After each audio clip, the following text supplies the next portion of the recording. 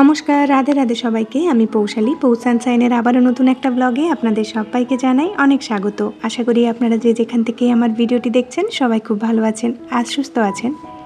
Video শুরুতে সবার কাছে একটাই রিকোয়েস্ট, ভিডিওর মধ্যে যদি কোনো অংশ আপনাদের কাছে একটু হলেও ভালো লেগে থাকে তাহলে প্লিজ লাইক কমেন্ট করে জানাতে ভুলবেন না। আর আমার এই পরিবারের নতুন কোনো সদস্য হলে আপনাদের যদি এরকম ধরনের লাইফস্টাইল ব্লগ দেখতে ভালো লাগে তাহলে অবশ্যই চ্যানেলটিকে সাবস্ক্রাইব করে আমার পাশে থাকতে পারেন। বলতে বলতে সকালে ব্রেকফাস্টটাও বানিয়ে নিলাম। আজকে একটু পোহা বানিয়েছি। এই পোহার রেসিপি আপনাদের সাথে আগেও শেয়ার করেছি, তাই ডিটেলস শেয়ার করলাম না। তবে আজকে অন্যরকমভাবে একটু করেছিলাম, মানে চিড়েটাকে ভিজিয়ে যে শুকোতে দিয়েছিলাম না, সেই সময় একটু নুন, হলুদ আর চিনি মিশিয়ে রেখেছিলাম। আর এখন তো ঠান্ডা পড়ে যাচ্ছে, এই সময় কিন্তু পোহা খেতে বেশ ভালো লাগে। পোহার মধ্যে একটুখানি ফুলকপি, গাজর, বিনস, মটরশুঁটি এইসব দিয়ে পোহা বানাবেন, দেখবেন সকালে ব্রেকফাস্টটাও খুব হেলদি হবে আর খেতেও অনেক টেস্টি লাগবে। আমার তো শীতের পোহা খেতে অনেক বেশি ভালো লাগে। তো সকালবেলা প্রথমে আমি খাবারটা ভোগটা বানিয়ে চলে এসেছি ভগবানকে ভোগ দেখানোর জন্য। তারপরে আমরা গ্রহণ করব প্রসাদটা।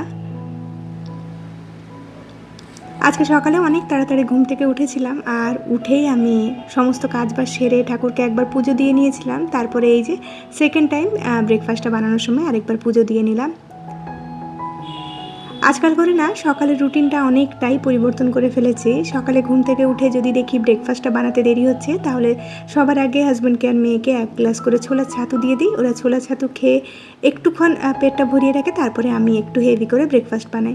ছোলা ছাতু মানে খুব মোটা করে বানাই না, এই 2 চামচ ছাতু দিয়ে হয়তো বাবা আর মেয়েকে বানিয়ে দিলাম, ওটাই খেলো আর কি, মানে খুব পাতলা করে বানিয়ে দিই।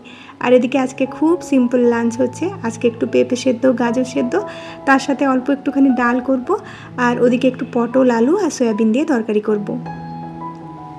যেহেতু আমরা ভেজিটেরিয়ান, আমাদের মেনুতে কিন্তু প্রত্যেক দিনই ডাল থাকে। তো কোনো দিন মুগ ডাল, মুসুর ডাল, অড়হর ডাল এইসব খাই। তবে এখন তো কার্তিক মাস পড়ে গিয়েছে, এই সময় না অড়হর ডালটা খাওয়া নিষেধ রয়েছে।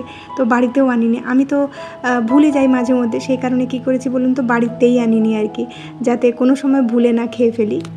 আর ব্রেকফাস্ট বানাতে বানাতে আমার ভাতটাও হয়ে গিয়েছে। আর আজকে রান্না করতে করতে এতটাই অন্যমনস্ক হয়ে গিয়েছিলাম, ছোলা আর মুগটা যে সেদ্ধ করতে দিয়েছিলাম না, জল দিতে ভুলে গিয়েছি। তো তারপরে আমি অন্য কাজে ব্যস্ত হয়ে পড়েছিলাম, হঠাৎ করে রান্নাঘর থেকে পোড়া পোড়া গন্ধ আসে। তো সঙ্গে সঙ্গে আমি 2টো গ্যাসই বন্ধ করে দিয়েছিলাম, বুঝতে পারছিলাম না কোথায় পুড়ছিল জিনিসটা। তো তারপরে আমার মনে হলো যে সিটি পড়ছে না, তো প্রেশার কুকার থেকে হালকা গন্ধ আসছিল। সঙ্গে সঙ্গে নামিয়ে না আমি জল দিয়ে ঠান্ডা করে দিয়েছিলাম। আর প্রেশারটাকে বের করে যখন দেখি যে না পোড়েনি, নিচটা শুধু হালকা কালো হয়ে গিয়েছিল, তবে সেদ্ধ হয়ে গিয়েছে ভালো করে। আর আজকে হাজব্যান্ডকে সন্ধেবেলা টিফিনে এই ছোলা মুগ সেদ্ধ, তার সাথে অল্প একটুখানি মুড়ি দিয়ে দেবো, যাতে ওখানটায় গিয়ে মুড়ি মাখা করে খেতে পারে আর কি। মাঝে মধ্যে ও চাইলে কিন্তু আমি শশা, গাজর টাজরও কেটে দিই, তবে আলাদা আলাদা সব কিছুই দিই। ওখানটায় গিয়ে মেখে নিজের মতো করে খেয়ে নেবে। এই যে হাতে ঘিটা দেখতে পাচ্ছেন, এটা না আমার শ্বশুর বাড়ি থেকে এনেছে। তো ঘিটা এতটাই টেস্টি যে আমি প্রত্যেকটা তরকারিতে এখন ঘি দিয়ে থাকি। তো এখানটায় কিন্তু ডালটা হয়ে গিয়েছে, তার সাথে ওপর থেকে অল্প একটুখানি ঘি ছড়িয়ে দিলাম। আর এখন আমি আলু, পটল আর সয়াবিনের তরকারিটা করছি। আর তো সেরকম রান্নাবান্না বাকি নেই, হাজব্যান্ডের জন্য রুটি করব, সেটা আবার একটু পরেই করব। তো আমি সবসময় একদিকের গ্যাসে রান্না শেষ করে ফেললে আরেক দিকের গ্যাসটা কিন্তু সাথে সাথেই পরিষ্কার করে নিই। এটা আমি আগেও বলেছি, কারণ এই অভ্যেসটার জন্য কিন্তু রান্নার পরে আমাকে রান্নাঘরে খুব একটা বেশি সময় দিতে হয় না। তো রান্নাঘরে যতক্ষণ থাকি ততক্ষণই আমার হাত চলতে থাকে। তো একদিকে রান্না বসাচ্ছি, একদিকে পরিষ্কার করছি, এরকমভাবেই করি আর কি। তো ওদিকে পরিষ্কার পরিচ্ছন্নর কাজ প্রায় 50 থেকে 60% কমপ্লিট। এখন এদিকে এসেছি কয়েকটা সবজি গুছিয়ে নেওয়ার জন্য। আজকে সকালবেলা আমি নিজেই বাজার গিয়েছিলাম বাজার করতে।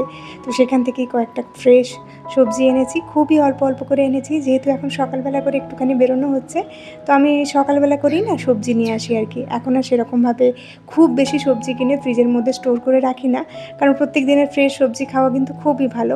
আমার মেয়ে যখন ছোট ছিল, ওকে নিয়ে তো বাজার যেতে পারতাম না, আর হাজব্যান্ডেরও এরকম ডিউটি, ও প্রত্যেক দিন বাজার বেরোতে পারে না, একদমই সম্ভব না। সেই কারণেই আমি সবজি টবজি একটু বেশি করে এনে সব কিছু আগে থেকে রেডি রাখতাম আর কি হাতের কাছে।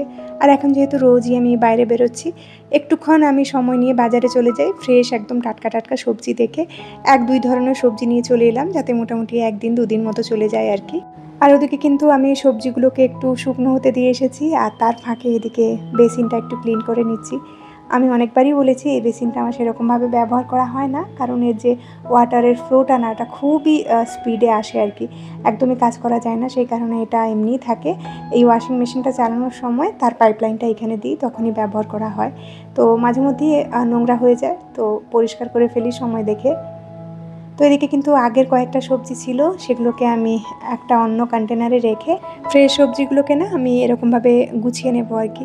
আর আজকাল করে আরও একটা ভালো অভ্যেস আমরা নিজেদের মিলে ইনক্লুড করছি, সেটা হলো প্রত্যেক দিন কিছু না কিছু একটা সেদ্ধ খাওয়া আর কি। আর এখন যেহেতু আমি একটুখানি ডায়েট করার চেষ্টা করছি, সেই কারণে বাড়িতে শসা, গাজর, টমেটো এগুলো সবসময় হাতের কাছে রাখি, তার সাথে একটু বাঁধাকপিও রাখি, যাতে যখন খিদে পাবে এগুলো দিয়ে কিছু একটা বানিয়ে নিতে পারি বা স্যালাডটা একটু বেশি করে খেতে পারি আর কি। গরমের এই কাঁকরোল খেতে আপনাদের কার কার ভালো লাগে আমাকে জানাবেন। আমার কিন্তু কাঁকরোল খেতে বেশ ভালো লাগে, তবে ছোটোবেলা থেকে কাঁকরোল পোস্ত বা মিক্স ভেজের মধ্যে কাঁকরোল ছাড়া না সেরকমভাবে কাঁকরোলের কোনো রেসিপি করে খাওয়া হয়নি। এবারে ইচ্ছে ছিল কাঁকরোলের পুর ভরা করার, কারণ আমি যখন বারাসাতে থাকতাম না, মানে বিয়ের পরে পরে, তো সেখানটায় না একজন আন্টি থাকতো আমার পাশে, বিহারি ছিলেন ওনারা। তো আন্টির কাছ থেকে প্রথমবার খেয়েছিলাম কাঁকরোলের পুর ভরা, এত সুন্দর বানিয়েছিলেন। তবে ওটা বানানো না অনেক কঠিন একটা কাজ, মানে খুব পরিশ্রম করতে হয় ওটার পেছনে, সেই কারণে এবারে আর বানাবো বলে আর বানানো হলো না। তো অল্প সবজি এনেছি, দেখলাম সমস্ত কন্টেনারগুলো মোটামুটি ফুল হয়ে গিয়েছে। তো ভাবছি এরপর থেকে আরও কম সবজি আনবো আর কি। আর কালকে সন্ধ্যাবেলা মার্কেটে বেরিয়েছিলাম, আমাদের পাশেই একটা নতুন মল খুলেছে, মানে গ্রসারি শপ খুলেছে আর কি, ডেলি মার্কেট বলে। তো সেখান থেকেই না কয়েকটা টুকিটাকি জিনিস কিনে এনেছি। এই চালটা দেখতে পেয়েছিলাম বিরিয়ানির চাল, এটা খুবই কম প্রাইসে পেয়ে গিয়েছি। তো প্রথমবার ব্যবহার করছি, সেই কারণে 1 কেজি মতো এনেছিলাম। আর মেয়ের জন্য এই রাইস নুডলসটা এনেছি। এর আগে আমি মেয়েকে কিন্তু এই রাইস নুডলসটাই খাওয়াতাম আর কি, মানে প্রথম থেকে যখন নুডলস খাওয়া ধরলো তখন থেকে আমি রাইস নুডলসই দিতাম। তো এই 1-2 বার হয়েছে, 3 বছরের পরে ওকে ম্যাগি ইন্ট্রোডিউস করিয়েছি, তবে একদমই ওকে বলিনি যে এটা ম্যাগি বলে, কারণ ম্যাগির এতটাই বেশি অ্যাডভার্টাইজমেন্ট যে বাচ্চারা ম্যাগির নাম শুনলে এমনিতেই লাফালাফি করে আর কি। তো ম্যাগিটা ওকে দিলেও না কখনো বলি না যে এটা ম্যাগি বলে, তো ওকে নুডলস বলেই চালিয়ে দিই আর কি। তো বেশিরভাগ আমি চেষ্টা করি বাড়িতে এই রাইস নুডলস বা আটার নুডলস রাখার জন্য, যখনই ও চাউমিন খাবে বলে এটা দিয়ে বানিয়ে দেওয়ার চেষ্টা করি। আর এই কিছুটা আমি সাবুও নিয়ে রেখেছি। আগের দিনের ভিডিওতে এত ভালোবাসা আর সাপোর্ট দেওয়ার জন্য আপনাদেরকে অনেক ধন্যবাদ। কমেন্ট করেছে মৌসুমিস ব্লগ জোন থেকে এক দিদিভাই, এসটি ইরিন ব্লগস আর Sweety blogs, beauties makeover lifestyle. তুমি বলেছো অনেক দিন পরে তুমি আমার ভিডিও পেলে আর খুব ভালো লাগলো, কেমন আছি আমরা সেটা জানতে চেয়েছো।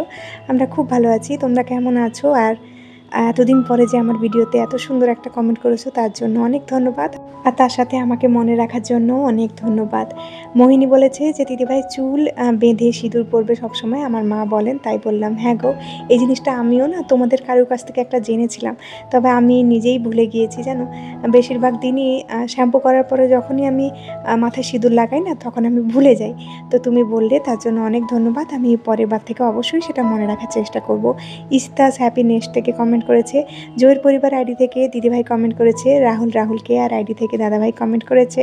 আর জয়ের পরিবার আইডি থেকে দিদিভাই বলেছে তোমাকে কাজ করতে দেখলে আমি কাজ করতে এনার্জি পাই, এক কথায় তুমি আমার কাছে এনার্জি ড্রিঙ্কসের মতো কাজ করো দিদিভাই। এই কমেন্টটা পড়ে আমি খুব হেসেছি, আর আমার খুব ভালো লেগেছে এত সুন্দর একটা কমেন্ট করার জন্য। আমি যে ইউটিউবে ভিডিও দিই না, আপনাদের মতো যদি 2-4 জনও আমার ভিডিওতে একটু ভালো ভালো কমেন্ট করে, বা আপনাদের যদি 2-4 জনেরও উপকৃত হয় না আমার ভিডিও দ্বারা, সেটাই আমার কাছে সার্থক বলে মনে হয়। আপনারা এরকমভাবেই আমার পাশে থাকবেন আর ভালোবাসা দেবেন।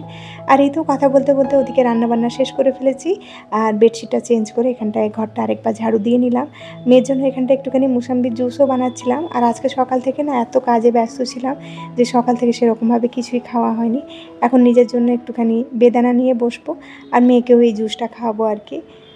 মেয়ের সাথে ছোট একটা বাবুও খেলতে এসেছে, তো দুজনকে নিয়ে একটুখানি সময় কাটাবো। এই যে একটু আগে বললাম না, এই কয়েকটা দিন আমি বাজার করছি, তো এই ফল বাজারও আমি করতে গিয়েছিলাম। আমাদের এখানটায় ব্রিজের তলায় একটা মেন মার্কেট বসে, সেখান থেকে কিনে এনেছি। আর বিশ্বাস করবেন না, সেখানে এত বেশি ফলের দাম না, ফল কিনতে গেলে যেন এখন গায়ে জ্বর চলে আসে আর কি। মেয়ের জন্য মুসাম্বি কিনতে গিয়েছি, সেখানে এক একটা ছোটো ছোটো মুসাম্বির দাম বলছিল 15 টাকা। তো আপনাদের ওখানটায় ফলের দাম কেমন অবশ্যই জানাবেন। তাহলে চলুন আজকের মতো ভিডিওটা এখানে শেষ করছি, খুব শিগগিরই দেখা হচ্ছে নেক্সট আরেকটি ব্লগে। ততক্ষণের জন্য সবাই খুব ভালো থাকবেন, সবাইকে খুব ভালো রাখবেন আর নিজের যত্ন রাখবেন। টাটা।